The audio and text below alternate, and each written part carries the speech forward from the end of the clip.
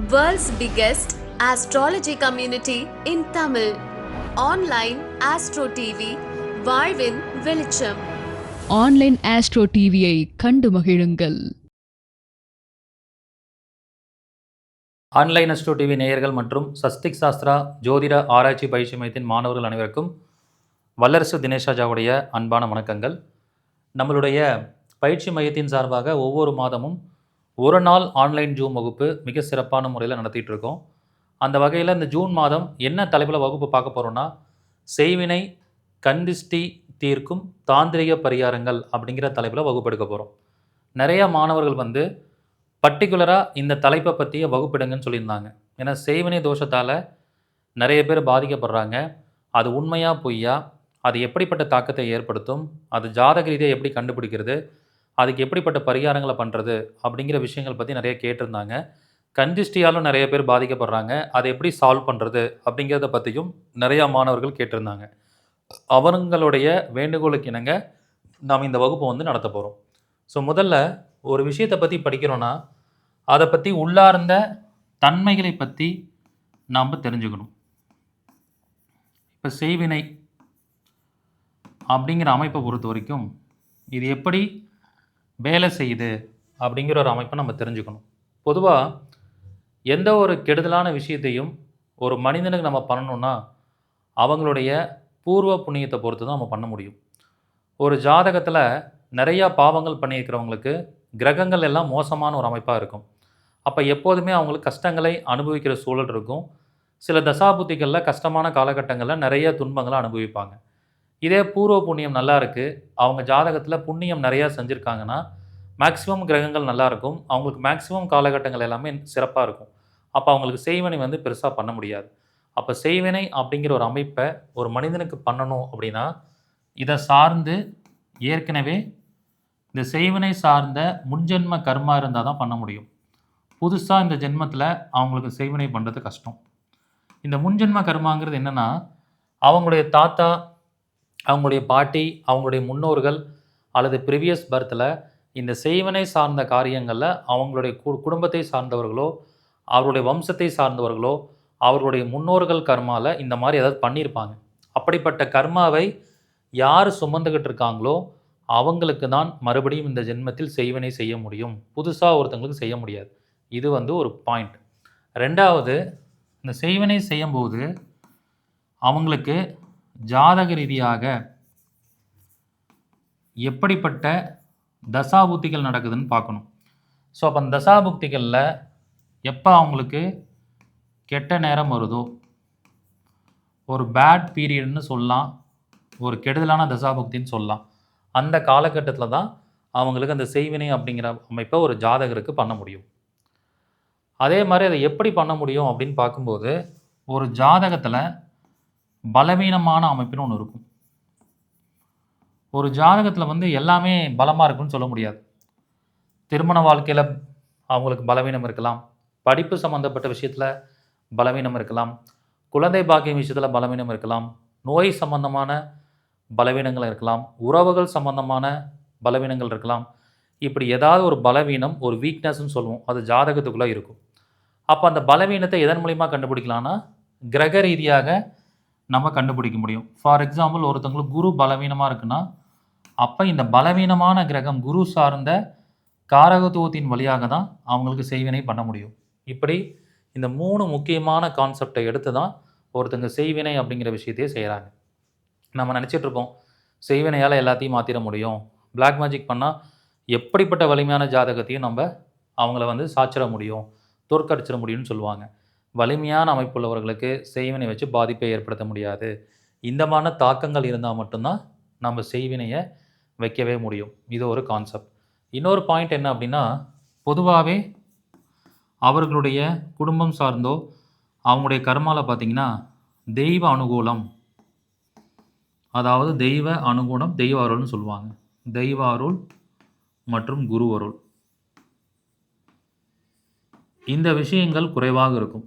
அப்படிப்பட்டவர்களுக்கு தான் இந்த செய்வினை வேலை செய்யும்னு சொல்லலாம். அப்போ செய்வினை வந்து யாருக்கு எப்படி வேலை செய்யும் அப்படிங்கிற கான்செப்டை முதல்ல நம்ம தெரிஞ்சுக்கணும். அதுக்கப்புறம் ஜாதக ரீதியாக அதனோட காரகத்துவங்களை நம்ம பார்க்க வேண்டும்.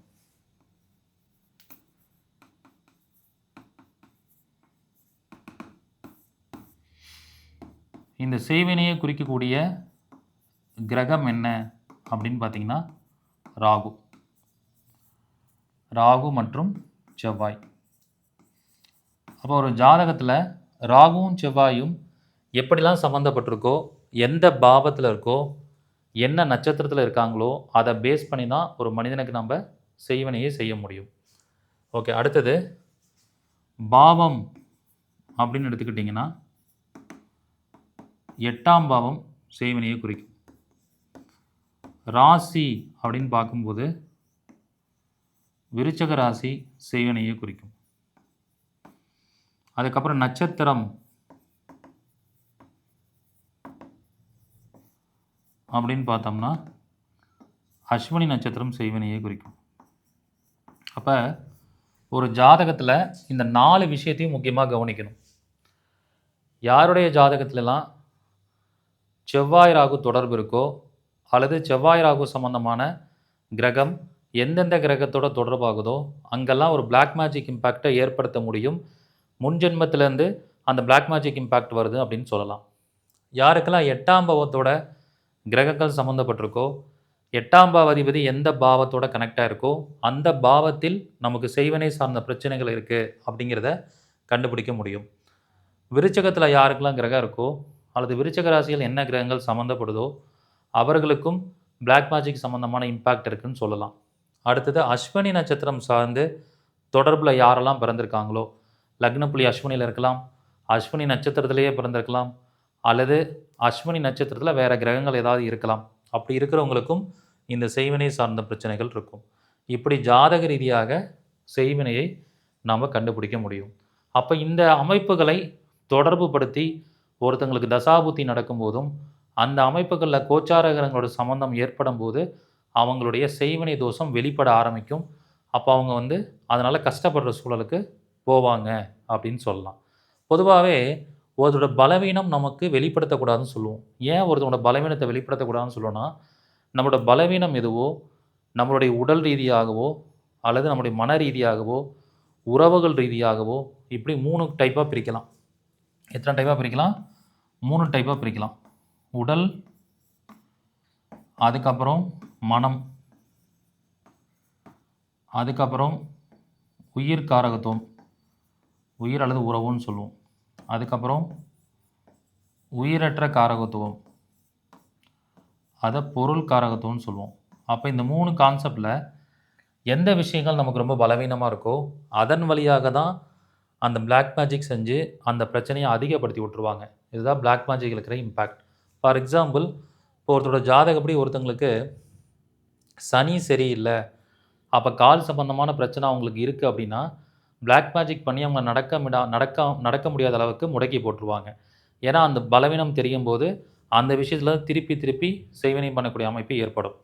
அடுத்து உயிர் உறவு காரகத்துவத்தில் அவங்க ஜாதகத்தில் இப்போ சந்திரன் பிரச்சனையாக இருக்குன்னா அம்மாவுக்கும் பையனுக்கும் இடையில் பிரச்சனையை ஏற்படுத்தி அம்மாவையே அந்த பையனுக்கு எதிரியாக்கி அம்மாவே பையன் மேலே வழக்கு போடுற மாதிரியான சூழலை அந்த பிளாக் மேஜிக் இம்பேக்ட் கொடுத்துரும். உயிரற்ற விஷயத்தில் பார்க்கும்போது ஒருவேளை அவங்களுக்கு சுக்கிரன் கெட்டு போயிருக்குன்னா அப்போ அவங்க பயன்படுத்தக்கூடிய வாகனத்தின் வழியாக விபத்துக்கள் ஏற்படுத்துகிற மாதிரி பண்ணி அவங்களுக்கு விபத்துக்களால் வாழ்க்கையை முடக்கக்கூடிய சூழலை கொடுத்துருவாங்க. ஸோ இந்த மாதிரி உடல் ரீதியாக, மன ரீதியாக, உயிர் உறவுகள் வழியாக, உயிரற்ற காரகத்துவத்தின் வழியாக இந்த செய்வினை இம்பேக்ட் ஒரு மனிதனுக்கு வேலை செய்யும் அப்படின்னு சொல்லலாம். இப்படி ஒவ்வொரு பாயிண்ட்லேயுமே நம்ம மிக துல்லியமாக அது எப்படிப்பட்ட தாக்கத்தை ஏற்படுத்தும்னு நம்ம சொல்ல முடியும். ஓகே, அடுத்தது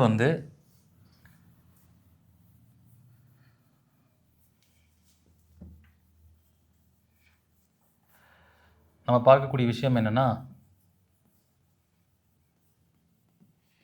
இந்த செய்வினை சார்ந்த விஷயத்தில் இப்போ நிறைய பேர் நல்ல தெய்வ அனுகூலத்தில் இருப்பாங்க. ஃபார் எக்ஸாம்பிள், உபாசனை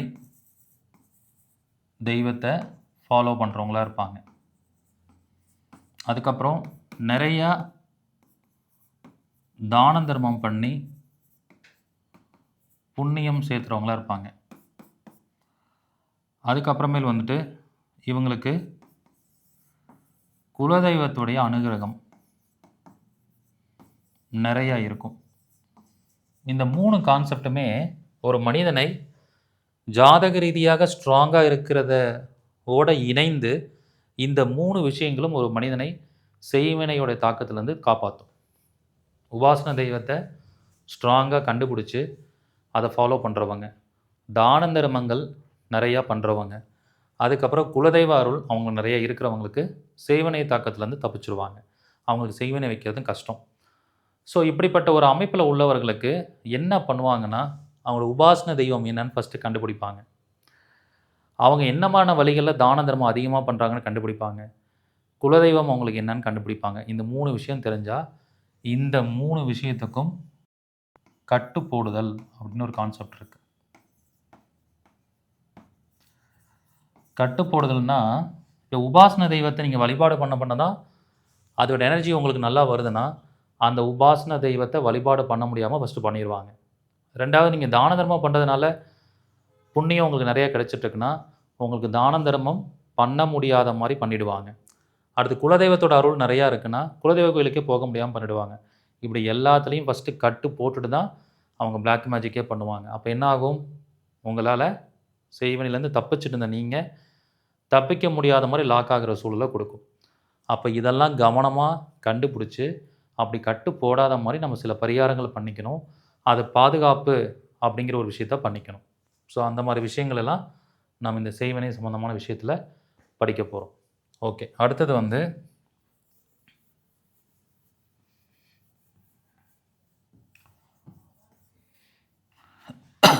இதை வந்து நிரந்தரமாக தீர்க்கிறதுக்கு என்ன மாதிரி பரிகாரங்கள் செஞ்சுக்கணும், செய்வினை சார்ந்த விஷயத்துலேருந்து நிரந்தரமான தீர்வு கிடைக்கிறதுக்கு என்ன மாதிரி பரிகாரம் பண்ணணும் அப்படின்னா, அதுக்கு நம்ம முதல்ல எடுக்க வேண்டிய ஆயுதம் தெய்வ வழிபாடு. அதுக்கப்புறம் எந்திர பூஜை முறை, எந்திரம் வச்சு வழிபாடு பண்ணுறது.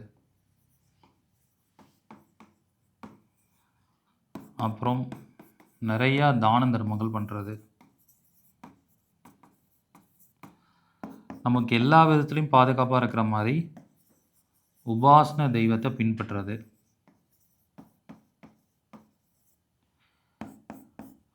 அதுக்கப்புறம் பார்த்திங்கன்னா வாழ்வியல் முறைகள்னு சொல்கிறோம். வாழ்வியல் முறைகளில் வந்து ரொம்ப கவனமாக இருக்குது. ஒருத்தர் வீட்டுக்கு போனால் தண்ணி குடிக்காமல், சாப்பிடாம, அவங்க கொடுக்குறத கண்மூடித்தனமாக சாப்பிடாமல் இருக்கிறது. இந்த மாதிரி வாழ்வியல் முறைகளில் சில பாதுகாப்பை நம்ம பண்ணிக்கணும். அதுக்கப்புறம் மாந்திரிக முறையில் நமக்குன்னு சில பாதுகாப்பு கட்டுகளை போட்டுக்கொள்ள வேண்டும். பாதுகாப்பு கட்டு போட்டுக்கிட்டோம்னா நமக்கு ஏதாவது ஒரு இம்பேக்ட் வந்தாலும் முன்கூட்டியே அதனோட அறிகுறி நமக்கு தெரிஞ்சிடும். அதுக்கப்புறம் காலச்சக்கரத்தின் மூலமாக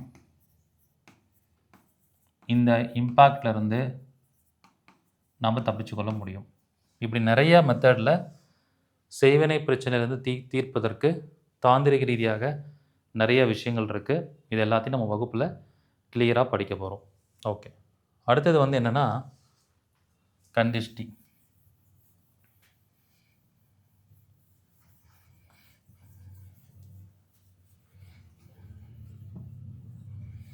இந்த கந்திஷ்டிங்கிற அமைப்பு வந்து எப்படி செயல்படுது? நிறைய பேர் நினச்சிட்ருப்போம் கந்திஷ்டினா கண்ணால் பார்க்குறனால மட்டும்தான் திஷ்டின்னு நினச்சிட்ருப்போம். ஆனால் கந்திஷ்டியோட செயல்பாடு எப்படி செயல்படும் அப்படின்னு பார்க்கும்போது, கந்திஷ்டி எப்படி வெளிப்படுது அப்படின்னு பார்த்தீங்கன்னா, பொறாமை அப்படிங்கிற ஒரு உணர்வால் தான் இந்த கந்திஷ்டி அப்படிங்கிற ஒரு அமைப்பு ஏற்படுது. அதாவது நமக்கு கிடைக்காதது, நம்ம ஆசைப்பட்ட விஷயம் நமக்கு கிடைக்காததை மற்றவர்களுக்கு கிடைச்சிருச்சு, மற்றவர்களுக்கு எளிமையாக அது கிடைச்சிருச்சு, மற்றவர்கள் அதை வந்து மிக சிறப்பாக வாழ்கிறாங்க அப்படிங்கும்போது நமக்கு மனசில் ஏற்படக்கூடிய பொறாமை தான் ஒரு கட்டத்தில் திஷ்டியாக மாறும். ஃபார் எக்ஸாம்பிள், ஒருத்தவங்களுடைய வளர்ச்சியை ஒருத்தங்க கேள்விப்பட்டு அவனுக்கா இந்த வாழ்வு அப்படிங்கிற மாதிரி ஒரு பொறாமை குணத்தோட ஒருத்தங்க எண்ணம் எண்ணத்தை விதைக்கிறாங்க, பொறாமை குணத்தோட எண்ணத்தை விதைக்கிறாங்கன்னா அதுவே திஷ்டியாக மாறும். அப்போ எண்ணத்தை விதைத்தல் அதுவும் கண் திஷ்டியில் வரக்கூடிய அமைப்பு. அதுக்கப்புறம் ஒருத்தங்களை பற்றி பொறாமை குணத்துடன் பேசுதல். சும்மா இருந்தான் அவன் கார் வாங்கிட்டான், ஒன்றுமே இல்லாமல் இருந்தான் இன்றைக்கி 10 பிஸ்னஸ் பண்ணுறான், சாப்பாட்டுக்கே வழி இல்லாமல் இருந்தான் இன்றைக்கி நிறைய பேருக்கு சாப்பிட்ற நிலைமைக்கு சாப்பாடு போகிற நிலைமைக்கு வந்துட்டான், கல்யாணமே ஆகாதுன்னு நினச்சோம் ஆனால் ரொம்ப அழகான ஒரு பொண்ணாக அரசு வேலையில் இருக்கிற பொண்ணாக சூப்பரான ஒரு பேக்ரவுண்ட் இருக்கிற ஃபேமிலியில் கல்யாணம் பண்ணிட்டான். இப்படி ஒருத்தரை பற்றி பொறாமையாக அவங்களுடைய பேச்சை வெளிப்படுத்துதல் அது ஒரு வகையில் கந்திஷ்டியை உண்டு பண்ணும். அதுக்கப்புறம் நேரடியாக பார்க்கும்போது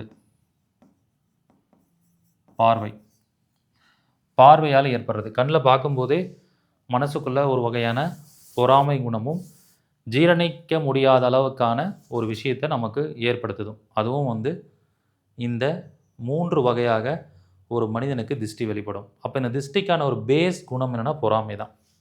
இப்போ நீங்கள் பாருங்கள், ஒரு வசதியான வீட்டு ஒரு லேடி ஒரு 50 lakhs மதிப்புள்ள ஒரு வைர நெக்லஸ் போட்டு வராங்க. அதே கல்யாணத்தில் 1 லட்ச ரூபா மதிப்புள்ள 1 பவுன் 2 பவுனில் தங்க நகையை சில லேடிஸ் போட்டு வராங்க.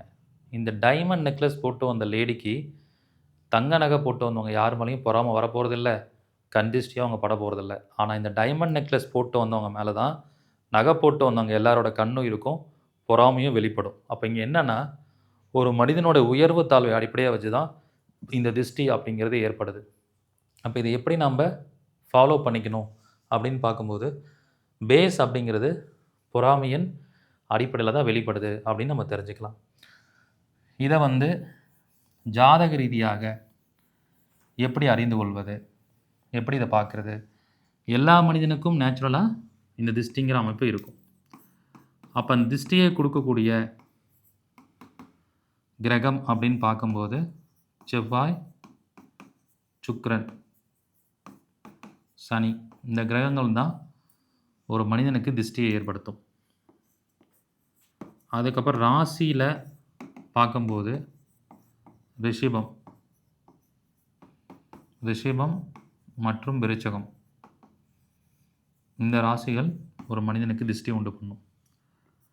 அடுத்தது பாவத்தில் 2ஆம் பாவம் மற்றும் 8ஆம் பாவம் திஷ்டியை ஏற்படுத்தும். அடுத்து நட்சத்திரம்.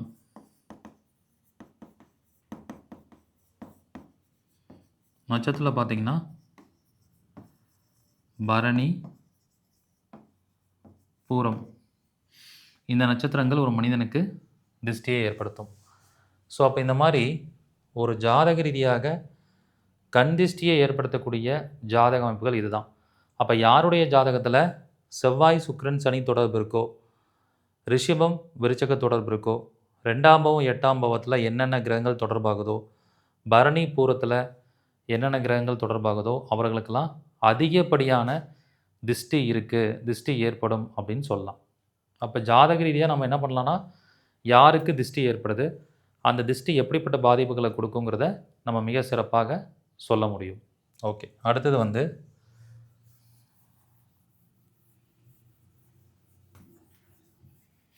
இந்த திஷ்டியோட தாக்கம் ஒரு மனிதனுக்கு எந்த விஷயத்தில் அதிகமாக இருக்கும்? அவங்க அடையிற புகழ்னால திஷ்டியா, அவங்க படித்த படிப்புனால திஷ்டியா, அவங்க பார்க்குற வேலையால் திஷ்டியா, அவங்களோட செய்கிற தொழில் மூலமாக திஷ்டியா, அவங்க செய்த திருமணத்தின் மூலமாக திஷ்டியா, அதுக்கப்புறம் அவங்க வாங்கின வாகனம் அது மூலிமா திஷ்டியா, இல்லை அவங்க கட்டின வீடு மூலிமா திஷ்டியா, அவங்க மேற்கொள்ளக்கூடிய பயணங்கள் மூலியமாக திஷ்டியா, இல்லை ஒரு மனிதனுடைய வெற்றி பயணம், வளர்ச்சி அதன் மூலிமா திஷ்டியா, எதன் மூலியமாக அவங்களுக்கு திஷ்டி அதிகமாக இருக்குங்கிறத ஒரு ஜாதகத்தில் பார்த்து நம்ம கண்டுபிடிக்க முடியும். அதை தெரிஞ்சுக்கிட்டு எந்த விஷயத்தில் திஷ்டி இருக்குது அப்படிங்கிறத நம்ம தெரிஞ்சுக்கிட்டு அதுக்கான ஒரு ப்ரிகாஷன்ஸை, பாதுகாப்பை நம்ம எடுத்துக்கிட்டோம்னா நம்ம அந்த பாதிப்புலேருந்து வெளியில் வர முடியும். ஓகே, இதை வந்து இந்த திருஷ்டியோட பாதிப்பு வந்து ஒரு ஜாதக ரீதியாக இருக்கிற விஷயம் தசாபுக்திகளில் கண்டிப்பாக வெளிப்படும். தசாபுக்திகளில் கண்டிப்பாக வெளிப்படும். அதுக்கப்புறம் கோச்சார காலகட்டத்திலையும் அந்த திருஷ்டி அப்படிங்கிற விஷயம் வெளிப்படும். அப்போ அவங்க அதிகப்படியான பாதிப்புகளுக்கு ஆளாவாங்க அப்படின்னு நம்ம சொல்லலாம். அதுக்கப்புறம் பார்த்திங்கன்னா பரிகாரம்.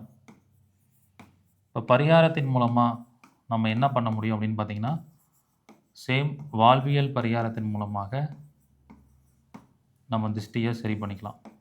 அதுக்கப்புறம் தாந்திரிக பரிகாரத்தின் மூலமாக திருஷ்டியை சரி பண்ண முடியும். மாந்திரிகத்தின் மூலமாக திருஷ்டியை சரி பண்ணலாம். அதுக்கப்புறம் நம்ம தான தர்மங்கள் பண்ணுறது மூலியமாக நமக்கு இந்த திருஷ்டியை வந்து சரி பண்ணிக்க முடியும். சில கோயில்கள் போகிறனாலையும் நம்ம திருஷ்டியை சரி பண்ணிக்கலாம். ஃபார் எக்ஸாம்பிள் வாழ்வியலாக பார்த்தீங்கன்னா திருஷ்டியை சரி பண்ணுறதுக்கு உங்கள் வீட்டோட கண்ணாடி அடிக்கடி என்ன பண்ணணும், மாற்றிக்கிட்டே இருக்கணும்.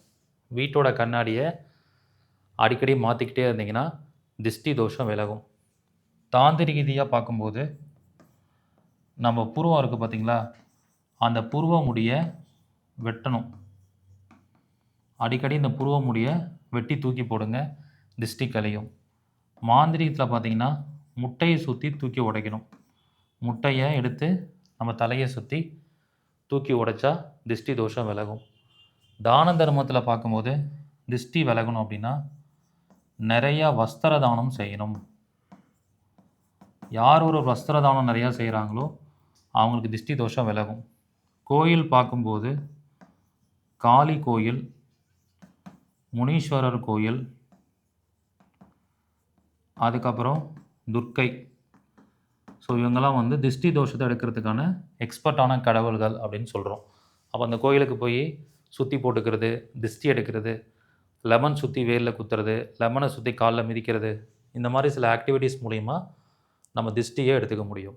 இப்படி செய்வினை மற்றும் திருஷ்டி எப்படிப்பட்ட தன்மையில் இயங்கும், அது ஜாதக ரீதியாக எப்படி கண்டுபிடிக்கிறது, அதுக்கு தாந்திரிக ரீதியாக, வாழ்வியல் ரீதியாக, மாந்திரிக ரீதியாக எப்படிப்பட்ட பரிகாரங்கள் செய்வதுங்கிறத இந்த 2 சப்ஜெக்டை பற்றி முழுமையாக இது வரைக்கும் நான் 10 வருடத்தில் என்னால் ஆராய்ச்சி பண்ணி வச்சுருக்கணும். அதை சப்ஜெக்டாக உங்களுக்கு சொல்லிக் கொடுக்க போகிறேன். அதில் எண்ணற்ற பரிகாரங்கள் இருக்குது, அதுவும் உங்களுக்கு சொல்லிக் கொடுக்க போகிறேன். நீங்களாகவே அந்த விஷயத்தை செஞ்சுக்கிற மாதிரியும் நிறையா தாந்திரிக மாந்திரிக முறைகளை சொல்லிக் கொடுக்க போகிறேன். இது ஒரு அற்புதமான வகுப்பு. இது ஒரு நாள் ஜூம் வகுப்பாக நடக்க போகுது.